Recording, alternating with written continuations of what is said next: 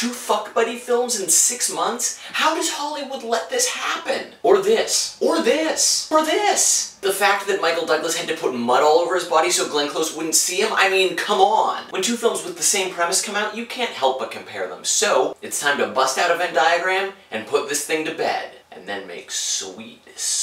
Let's start with similarities. Premise, R-rated, Black Swan cast members, that's 70s show cast members. Music, talent, and acting roles. Gay side character. Both characters come from broken families where the one parent that they do keep in contact with is the same gender as them. And to take that a step further, the more romantic in the relationship have the more quirky parents. Maybe the fact that they're all going into fuck buddy relationships and their parents are separated, maybe there's some psychological... But the difference is where you can really decide a winner. Muddled middle section, things that get real at the end of the second act. The wedding of a family member. Chemistry between the leads. You'd think you'd need that in both, but it's really only in one. Being a little too overt when displaying feelings. Memorable supporting characters. They're both schmaltzy, but the one that's more schmaltzy, being a little meta. And I could keep going with this, but graphs are boring. Sorry, science. So who's my winner? Friends with Benefits. Hands down. Because there were no strings. Holding up.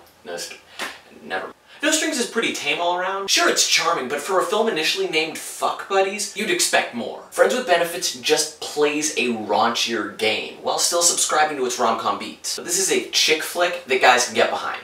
Like Bridesmaids. Which sounds a little dirty. But Friends with Benefits. Both Timberlake and Kunis, really the entire cast, do a really solid job with this one. The standout actually for me wasn't Kunis or Timberlake, though it should be known it goes like this, and it's really only by a small margin. Probably because they gave Timberlake a bunch of dumb one-off lines like sneezing after he ejaculates. Oh no, he's wacky! But the standout performance goes to Richard Jenkins, who plays Justin Timberlake's dad. He's complex and perfectly informs how and why JT is the way his character is. And he represents a less sexual side of love. And I have to say, I am impressed with the direction. Will Gluck previously directed Easy A, which I wanted to like so badly. But the whole thing was just all the actors skirting by on charm. And ooh, does that piss me off.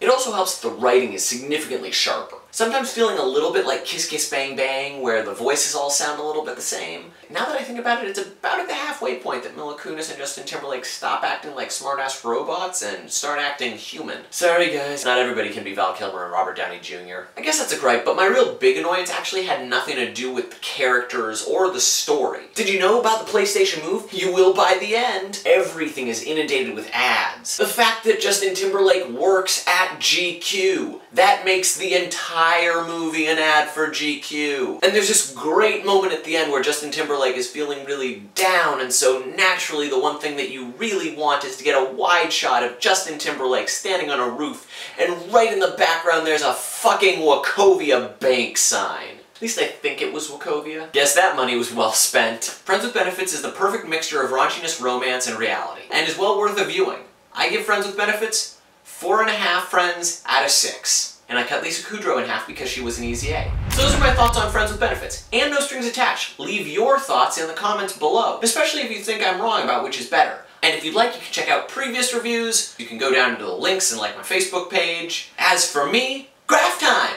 List what movies I'm comparing in the comments below. 5 seconds for this one. 5, 4, 3, 2, 1. You really could just pause this. Here's another graph, here's another graph. Here's another graph, here's another graph, here's another graph. What movie is this? What movie is this? I'm not even sure because I haven't figured it out, but I will in post.